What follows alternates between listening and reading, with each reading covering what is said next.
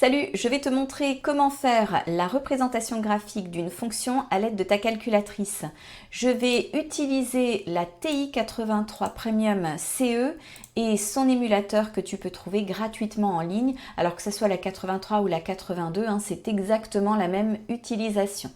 On me donne ici l'expression d'une fonction que je vais donc commencer à rentrer dans ma calculatrice. Pour cela, je vais sur la touche F de X et je vais donc écrire son expression. Donc on y va, 2, X c'est la touche à côté de alpha, la touche puissance est juste ici, le chapeau, puissance 3, tu as une petite flèche qui te dit d'appuyer une fois à droite pour sortir de la puissance. Moins 4, X au carré, alors quand tu fais au carré, tu sors tout de suite de la puissance, donc c'est beaucoup plus pratique. Plus 2X, moins 1. Voilà, j'ai rentré ici mon expression. Tiens, je te montre deux petites choses. La première, déjà, il faut que tout ce qui soit graphe ici soit bien en blanc. Alors, comment ça serait pas en blanc? Regarde, je vais dessus, je fais entrer. Et ici, tu vois, c'est noirci. Ça veut dire que tu as tes stats qui sont utilisées en même temps, ce qui peut être très pratique pour certaines choses. Mais moi, là, c'est pas du tout ce que je veux et ça risque de te donner des erreurs. Donc, on va dessus, on fait entrer et là, c'est bon. Première chose. Deuxième chose, le signe égal ici, il est noir. En fait, noir, c'est tout ce qui est activé. S'il ne l'était pas, eh bien, ça veut dire que ta fonction, tu l'as écrite. Par contre, lorsque je vais aller dans le graphique, elle n'apparaîtra pas parce que tu l'as décoché. Donc, pour cocher, il suffit d'aller dessus et faire entrer. Allez, dernière chose, si je continue à aller vers la gauche, tu vois ici, je vais pouvoir choisir mes couleurs en appuyant sur entrée. Donc, kiffe ce que tu veux. Moi, le bleu, il me va très bien. Donc, je vais rester avec cette couleur. Tu sais quoi? Je vais faire un truc bien à l'arrache. Je vais aller tout de suite dans le graphe. Soyons ouf. Allez, le graphe, il est juste là. Allons-y. Ouais, bon.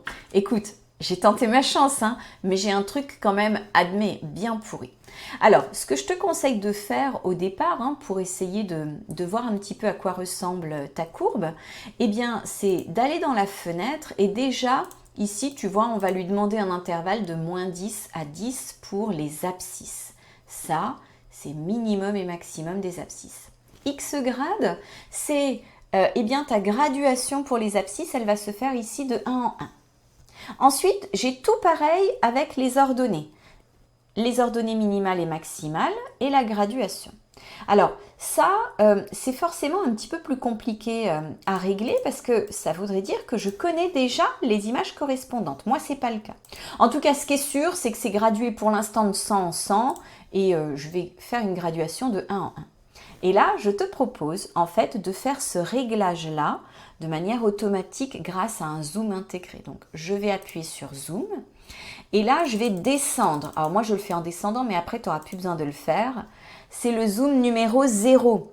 Ajuste zoom. En fait, tu peux tout simplement faire zoom et 0 juste après. Tu obtiendras directement ça. Je fais entrer et tu vois ici, il va me faire une courbe qui a les ordonnées qui correspondent bien à mes abscisses ici. Il m'a cadré directement la courbe pour que je puisse bien la visualiser. Alors, on va regarder quand même si on ne pourrait pas faire une petite amélioration. Je te propose de retourner dans la fenêtre. La fenêtre graphique, c'est ce que je t'ai montré tout à l'heure. C'est le réglage justement de mon encadrement en fait. Si tu veux, tu as ta courbe, mais où est-ce que tu regardes dans ta courbe? Où est-ce que tu mets ton appareil photo?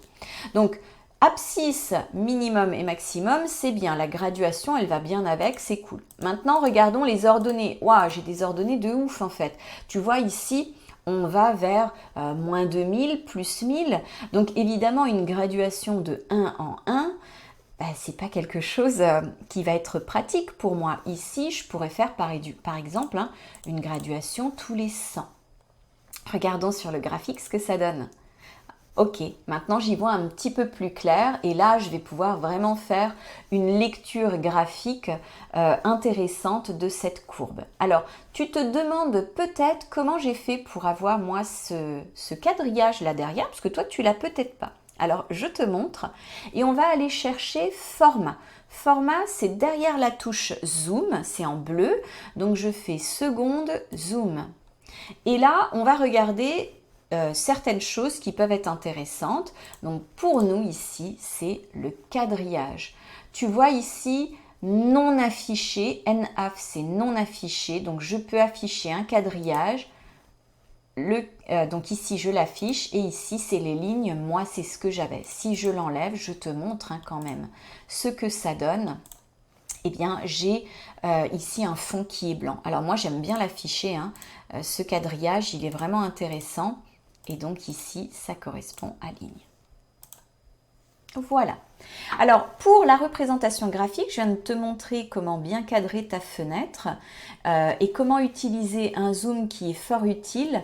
Il y a plein d'autres choses que l'on pourrait faire. Je te montrerai dans d'autres vidéos, rechercher un minimal, maximal, une dérivée, des intersections, etc.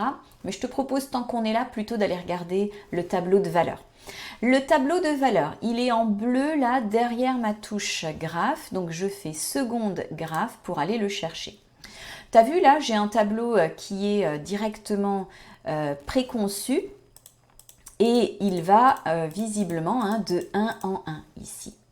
Alors, pour régler ton tableau, comme pour la fenêtre graphique, j'ai un réglage qui existe. C'est derrière la fenêtre, Def Table, seconde fenêtre. Et là, je vois que mon tableau, eh bien, le début de mes valeurs, c'est à -6. Donc, évidemment, tu peux changer. Tiens, par exemple, tu peux commencer à 0. Et je vois qu'il y a un pas de 1. Mais si tu voulais, tu pourrais très bien, par exemple, avoir un pas de 0,1. La ligne juste après est très intéressante. C'est celle qui te permet d'avoir les valeurs automatiquement calculées en images. Auto. Je vais te montrer ce que ça donne sur demande. Sur demande, eh bien, je retourne dans ma table de valeurs, la voilà. Sur demande, en fait, c'est toi qui demande directement de calculer les images. Alors ça, c'est pratique quand tu n'avais pas besoin d'avoir des valeurs là qui vont de 1 en 1, mais tu avais besoin d'une image particulière ici. Eh bien, ça va te donner directement l'image de ta valeur. Voilà, c'est assez pratique. Pour pouvoir ici calculer n'importe quelle image de n'importe quelle valeur sans avoir à aller dans l'écran de calcul de ta calculatrice. Ça t'évite de faire des boulettes. Bon écoute, je crois que tu sais maintenant faire la représentation graphique de ta fonction à la calculatrice et moi je te dis à plus pour d'autres astuces.